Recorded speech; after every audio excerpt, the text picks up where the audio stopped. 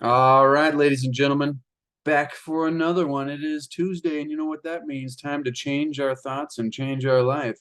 Living the wisdom of the Tao. Tuesday Tao, ladies and gentlemen. Do the Tao now. Reading from Dr. Wayne W. Dyer's Change Your Thoughts, Change Your Life. And we are on the 50th verse of the Tao Te Ching. And so this one's a little longer, which I like sometimes, because then it can get into some deeper things rather than just some, simple lines that you then extrapolate on very deeply.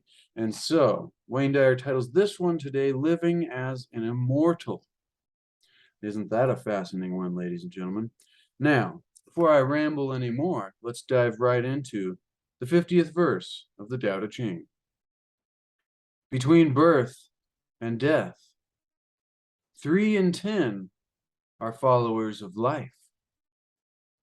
3 in 10 are followers of death. And men just passing from birth to death also number 3 in 10. Why is this so? Because they clutch to life and cling to this passing world. But there is 1 out of 10, they say, so sure of life that tigers and wild bulls keep clear. Weapons turn from him on the battlefield. Rhinoceroses have no place to horn him. Tigers find no place for claws. And soldiers have no place to thrust their blades. Why is this so? Because he dwells in that place where death cannot enter. Realize your essence, and you will witness the end without ending. That's a wonderful one, ladies and gentlemen. And I love how it describes the 3 in 10 are followers of life, 3 in 10 are followers of death. And the men just passing from life to death also number 3 in 10, but there is 1 in 10, ladies and gentlemen, who is what Wayne and what Lao-tzu calls the sage. And they can live in this place to where the things of this world that so often afflict many of us seemingly magically avoid them, which is what is described there when it says there's 1 out of 10. They're so sure of life that tigers and wild bulls keep clear and weapons turn from him on the battlefield. Tigers find no place for claws, because he dwells in that place where death cannot enter, from realizing our true essence. And then we will witness what it means to really live while being alive, or what it means to die while still living. Very fascinating and very deep, ladies and gentlemen. So let's dive right into what Dr. Wayne Dyer has to say about this life-changing wisdom from the 50th verse of the Tao Te Ching from Lao-tzu. Once again, he calls this living as an immortal. And so how do we find this place? How do we find this ability to where we are so sure of life that these things seem to, get out of our way, or our path seems to be cleared for us, so to speak? Well, Wayne begins by saying, in this passage, Lao Tzu asks you to change the way you look at your mortality. The Tao teaches that death is an insignificant detail that doesn't need to be consciously struggled with or dreaded. As this verse of Tao Te Ching informs you, there's a place where death cannot enter. Talk about your life changing when you change your thoughts. This is the ultimate, since the fear of death, literally, ladies and gentlemen, I mean, think of it. The fear of death tops virtually anyone's lists of anxieties.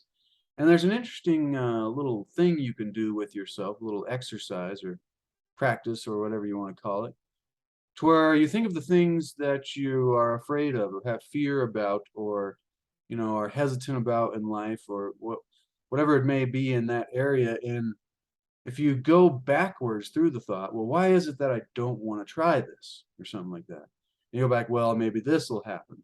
And then why is it that you think, well, maybe this will happen? And then you ask again, why is it that, that's the thing? And then you go the more you go backwards, eventually you'll find that most of these kind of things in our life, our fears and our struggles and our worries, lead back literally just to the fear of not surviving, which usually is a subconscious routine that we don't notice because of our, genetic memory in survival instinctual programming to keep us alive in times that were much different than the times that we find ourselves in now, because it's been a very short time that we've advanced so quickly to where there are no tigers, which is a great sentence I love to use or remind myself or use as an example. It's like our stresses and our anxieties are like there's tigers going to attack us and kill us. And you could be working, like you could literally be in an office on a computer and stressed out, and there's no tigers, ladies and gentlemen. So remind yourself that when you get intense and stressed out and anxious or fearful or whatever, unless there is tigers, but remind yourself that there are no tigers and I'm perfectly safe. My physical well-being is not threatened at the moment, despite me having a lot to think about and a lot to deal with in life. I am safe. And so that helps sometimes for me. And so this fear of death, what I was just describing, goes back and tops virtually everyone's lists of anxieties. So if you see yourself solely, Wayne continues, as a physical mortal, then you're part of the 90% of the population that this passage refers to as followers of life, followers of death, or just passing from birth to death. Here you're being encouraged to aspire to be part of the remaining 10%, that 1 in 10, ladies and gentlemen, who was so sure of life that tigers and wild bulls will keep clear. And so this 10% for whom thoughts of mortality don't invade the heart space or life in general. And it's a practice to get there. So don't think you can just be like, oh, ding. It's something you got to work on over time, ladies and gentlemen. So this by altering the way you see death, you'll be in that select group, that 10% or that 1 in 10. You'll experience life on the active side of infinity, knowing yourself first and foremost as a spiritual being, having a temporary human experience rather than the other way around. A spiritual being having a temporary human experience rather than a human being having a spiritual experience. In this realm, you'll be gracefully adept at moving along, free of the fear of life-threatening events. You'll have a knowing about yourself and your connection to the Tao, or the way, or nature, or God, whatever that is for you, that simply allows you to ride with life like a fearless downhill skier who's at one with the snow-covered mountain. Without resorting to judgment, ladies and gentlemen, which is key for us to get to, without resorting to judgment, we will notice others who are perpetually victimized by scams, bureaucracies, indifference, and natural disaster, and criminals or meddling relatives, even. With an intimate awareness of your infinite essence that's centered in the Tao, the force, you'll most likely escape from victimization yourself. And you'll lightly deal with situations that others tend to get stuck in. So in other words, like, what are you really saying here, Wayne and Chase? Well, Wayne, what are you saying? So in other words, when you know your own endless nature and live each day with this awareness directing you, there will simply be no space within you for mortality to call the shots, so to speak. So if harm ever does make an attempt to inflict damage or death on you, it won't find a place to sink its hooks into. Change how you think about death by seeing your essential spiritual beingness. It's a powerful one there. Change how you think about death by seeing, really looking for all that, and coming to know and working with your essential spiritual beingness. And really looking for examples. Like if there was a year or so where I was like, all right, I think I know this is right. I think I'm like a spiritual being in a human form, temporarily called Chase. And that might sound crazy to some people that have never thought about it that way, but if that is the case, then what I am is much grander than this persona that everybody's come up with, including me, that is called Chase. And so if I am much grander and greater than that, and I am connected to everything that's running everything that we see, you know, it's like you start to have a different perspective, not only on yourself, but on like reality, and the fear of death starts to lessen. And yeah, so there's this transformation that happens when we are able to see our essential spiritual beingness, and we'll be able to enjoy this world, Wayne continues, without the dread caused by believing you are of it, or that this is it. This physical existence we have here is all we get.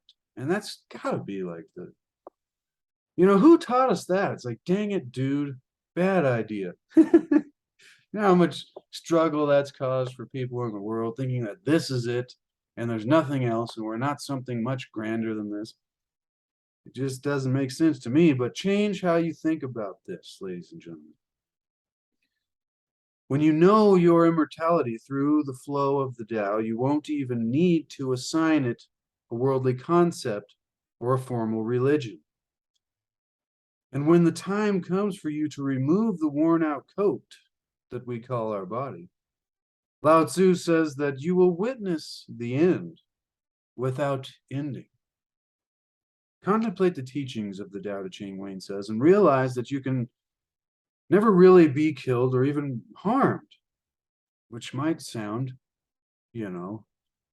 tough to conceive of for most of us that have been stuck in the ways of thinking that we're so accustomed to, have been raised with in society. And so it's like, when this view of life, with this new view of life, ladies and gentlemen, we'll be able to clear our inner battlefield of the army of beliefs that continually try to march on your essential self. Fear and dread are weapons that can't hurt or threaten you. Even if the natural elements symbolized by rhinos' horns or tigers' claws can't inflict damage because they butt against and tear at a space that has no solidity for them to inflict pain. You dwell in a place that's impenetrable to death. Now, this is very,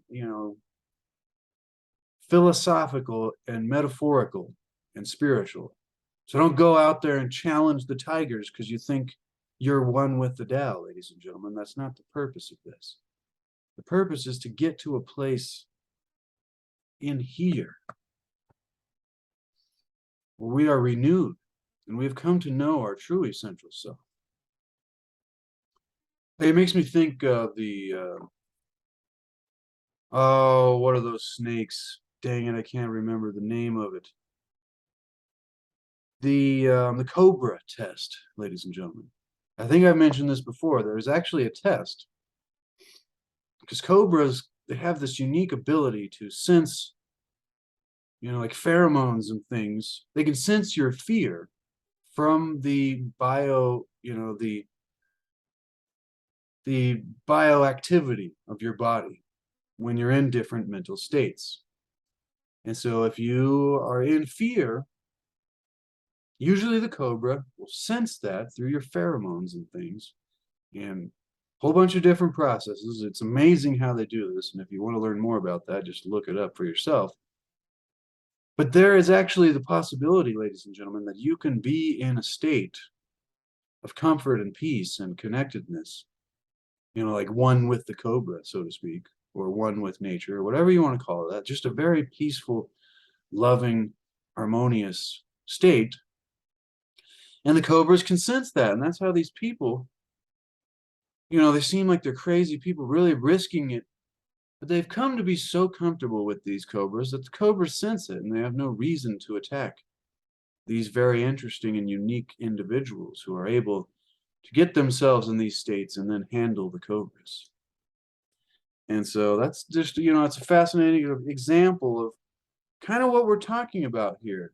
And I'm not saying go test the cobra test, because most likely you're not going to pass, ladies and gentlemen. This takes a lot of practice. And that's what this is all about, is it's a practice, ladies and gentlemen. And think about it. What is a practice? Well, if you want to practice tennis, you have to go play tennis a lot. Recommended every day for an hour or two. And if you want to be really great at tennis, you got to train and, visualize and do all kinds of things, ladies and gentlemen. You don't just instantly become a great tennis player. The same thing we're talking about here, which being able to create this new state, this new awareness, this new ability within ourselves so that we can have a much higher quality of life from whatever subject it is through this book, whether it be this subject of immortality or the subject of living by being or oneness or beyond superficialities or, living solely or beyond appearances, or all of these things, ladies and gentlemen, are just like tennis. We got to go out there. We got to swing the racket. We got to learn how to hit the ball the right way. And we got to do it over and over and over until we can do it well. And we got to keep the beginner's mind, the student's mind, like we're willing and open to learn new ways. Because we don't want to get rigid in our practice either and say, oh, this is the only way. You can't, it's like, anyways, hope you appreciated that ramble. And I hope you're getting value, ladies and gentlemen, because that's really why I'm doing this. So hopefully you get something out of this and we can go on in our lives with a much higher quality of life. And therefore, and in turn, increase the quality of the lives of those around us.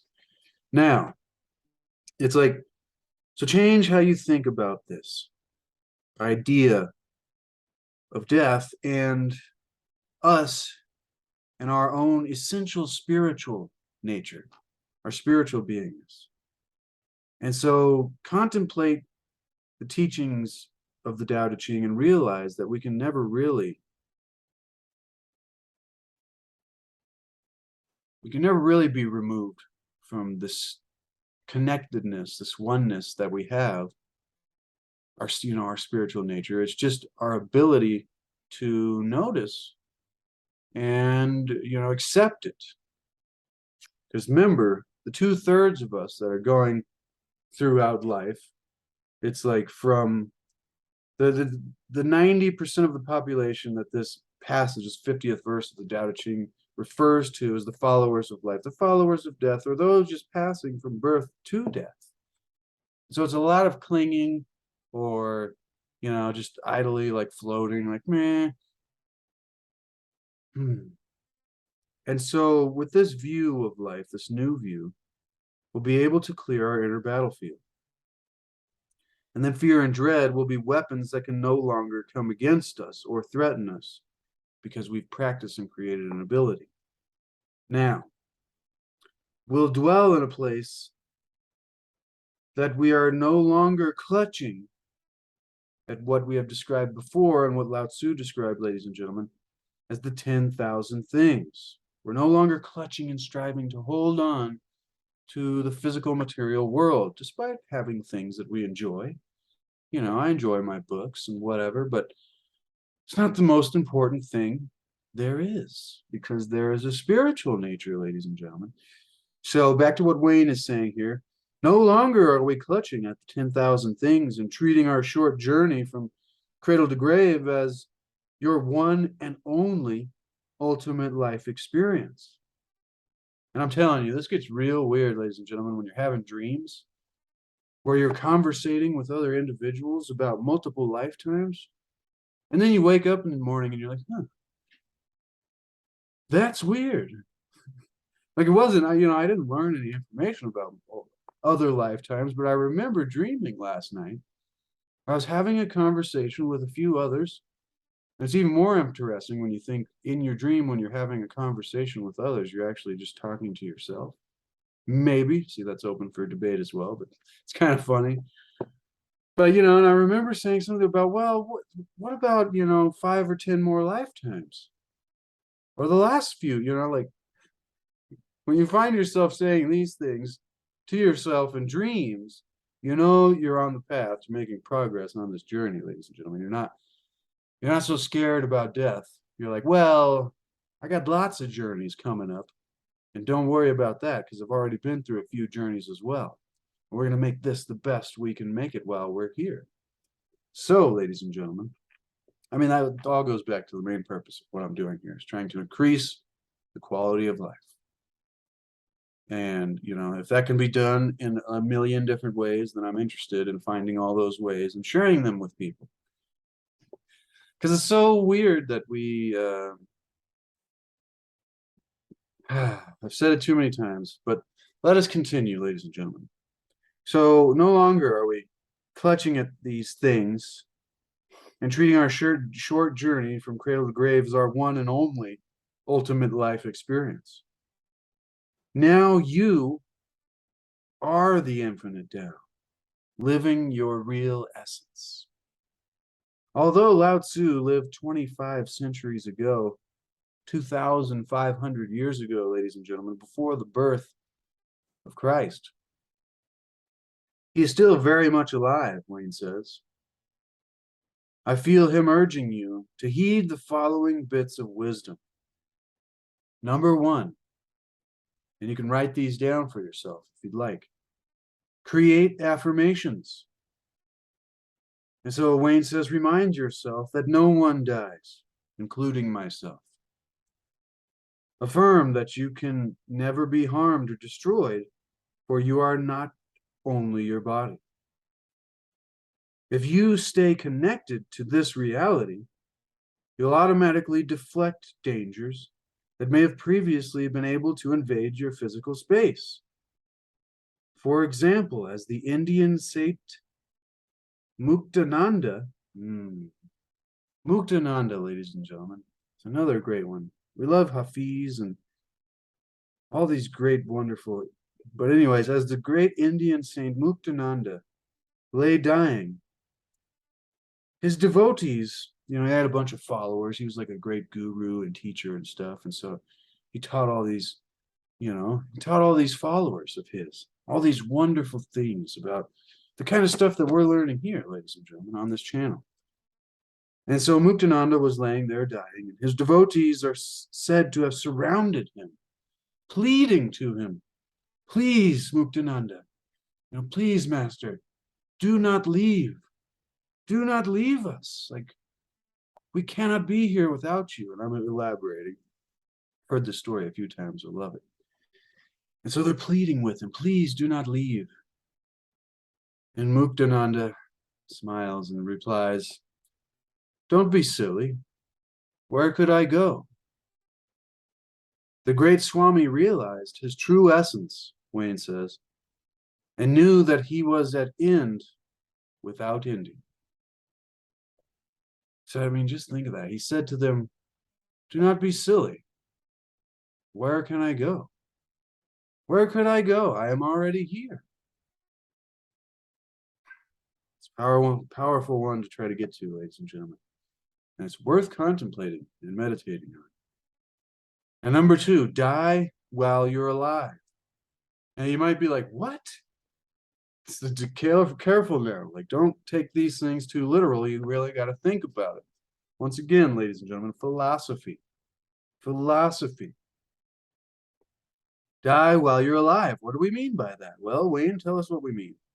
In your imagination, contemplate the depth of your physical shell, which may be difficult. So, if this is too much trouble for you, ladies and gentlemen, just skip past and come back to this when you're ready. Because there are certain times that certain subjects and topics of the great spiritual wisdom of the ages and of the Tao, we just have to be ready for it. And we need to start at other areas. And so I was just talking with someone yesterday about, making a playlist of these are the basics. Start here, but even that for me would be difficult to think of because of where I am now on the path. It's like, well, what were the basics? And it's kind of like, what is God?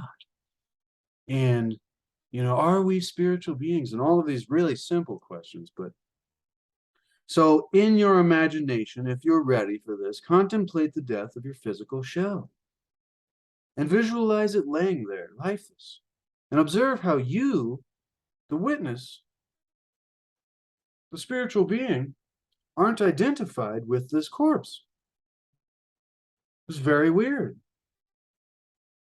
Or you can even do it when you're sleeping. Like imagine yourself watching yourself sleeping. This is how people get into astral projection. They're like, all right, project your consciousness to the corner of the room. And now watch yourself sitting where you are from that corner of the room. And see, I can see myself right now, like talking, holding the book. And it's a different experience to try to do, ladies and gentlemen. It'll help in this process of detaching a little bit so much from just being this, your shell. And so it's, I don't know, it's different, but this is a deeper one, ladies and gentlemen. I really hope you're getting value out of this. If you are, consider subscribing. If you're already subscribed, smash the like button or leave a thumbs up in the comments below. Now bring that same attention to your body as it gets up and goes about its daily tasks.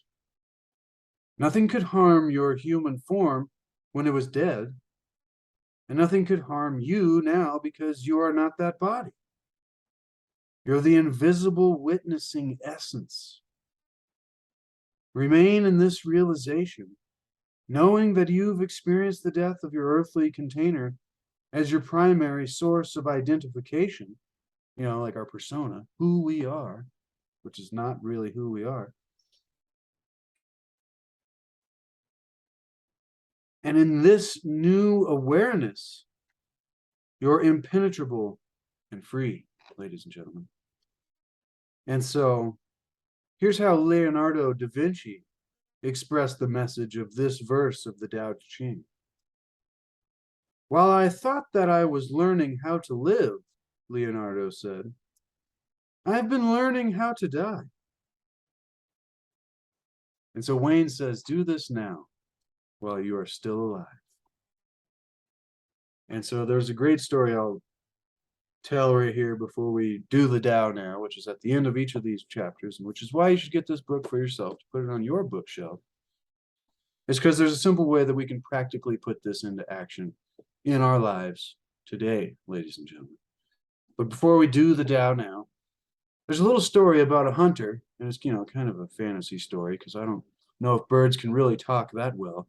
But so this hunter, I think he lived in let's say he lived in London or something, and he goes out to the jungle in India.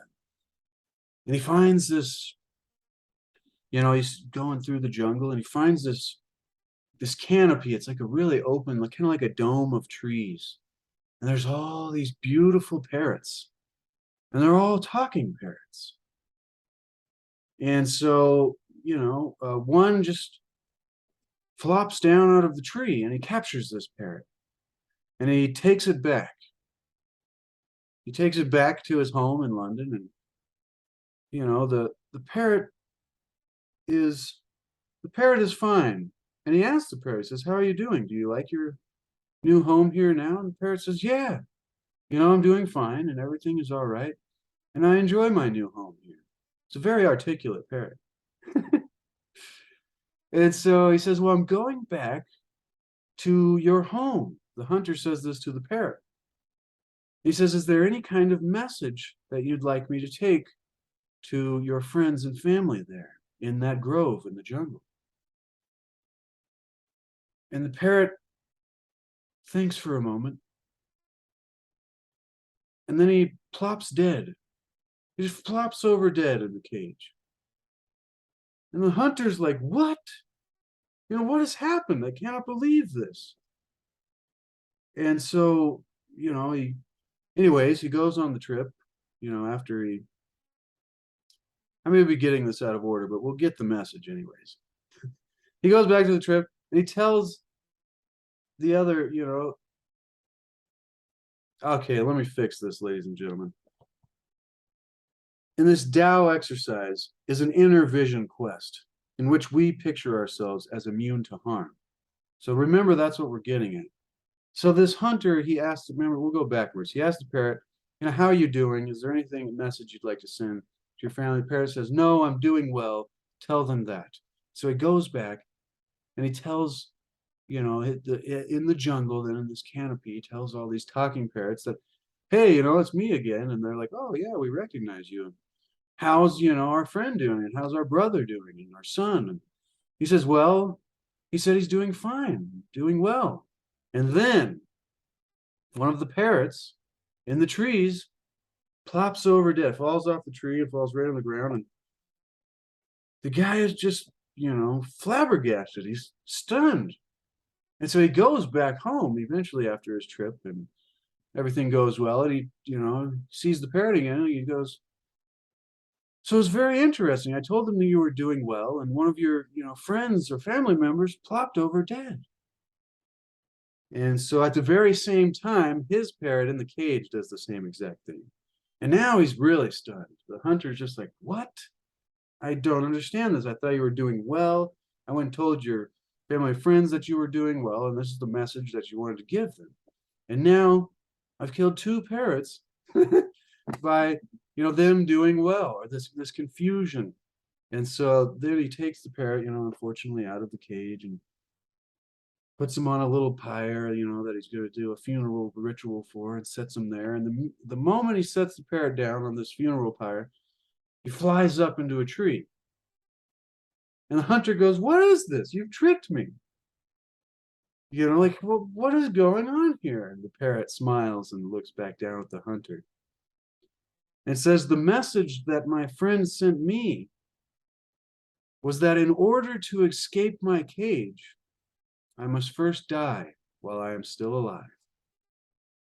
And so that's what we have been talking about here, ladies and gentlemen. We're not talking about actually dying while you're still alive. We're talking about this philosophy of escaping the cage of our normal lives, of our normal ways of thinking that lead to so much misery, so much struggles, so much anxiety and fear, even of death itself, ladies and gentlemen. And so for us to escape those cages, the cages that society has taught us is the way to think and the way to exist, in order to get out of the fear of death and the fear of, not having enough and the struggles and the anxieties, we must first be able to do what the parrot did. In order to escape our cages, and once again, this is metaphorical, we must be able to die while we're still alive and release the cages that have been our previous ways of being and thinking. Now, we will finish with the do the Tao now, ladies and gentlemen. I hope you're getting value. This Tao exercise is an inner vision quest, Wayne says, in which you picture yourself as immune to harm. Create your own imagined picture of danger, or draw on the 50th verse of the Tao Te Ching for threats to your life. Tigers jump at you and miss. Swords are thrust at you, but do no damage. Bombs explode, but you're unscathed. And I mean, there's stories of all of these things happening and throughout history. There's miracles in situations that usually people would not make it. And so you ask, how are these miracles done? Well, I think it's a connection to nature and harmony and the great way, the source, the Tao, ladies and gentlemen, God, grand organized design. And so keep this image of yourself as being incapable of being harmed, regardless of what goes on in your body. Then use this witness to your immortality, vision, to help you activate dormant protective forces that will accommodate you in fulfilling what it is that you've imagined, ladies and gentlemen. Boom to knowledge, boom to wisdom, and boom to the Tao. I hope you picked up what we were putting down today, ladies and gentlemen, because that was fascinating.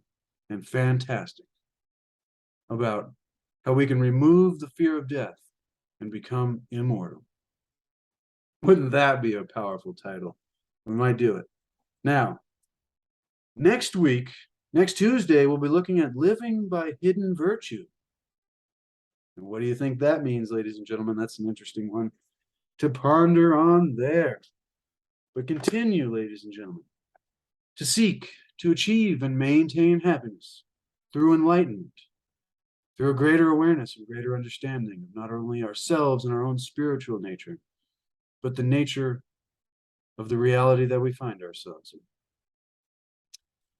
And begin to discover the wisdom of the ages, ladies and gentlemen, and make that a practice. And also begin to practice making happiness the way. Because really there is no way to happiness, ladies and gentlemen, because happiness is the way. And when we can do that, when we can bring it to life and make it the activity that we do, then the goals that we've been striving ourselves to and telling ourselves, oh, I'll be happy when I get there, but right now I have to struggle, that will be eliminated, ladies and gentlemen, because we'll already be there. And then the entire journey is wonderful. I love that. Thank you so much, ladies and gentlemen. I love and appreciate all of you who spend time here with me and Dr. Wayne Dyer and Lao-tzu and all the wonderful authors and poets of the wisdom of the ages. And be sure to expand the description below the video and get yourself one of my landscape paintings. There's a link to my Etsy shop down there, as well as a link to the book itself so you can get it for yourself to put it on your shelf. And there's also a link to C60 Purple Power, the ultimate antioxidant, because when it comes to health, ladies and gentlemen, no news is good news. And so until tomorrow, ladies and gentlemen, we got Wednesday wisdom coming up. So stay tuned. What is it going to be? Let's give us a little sneak peek here.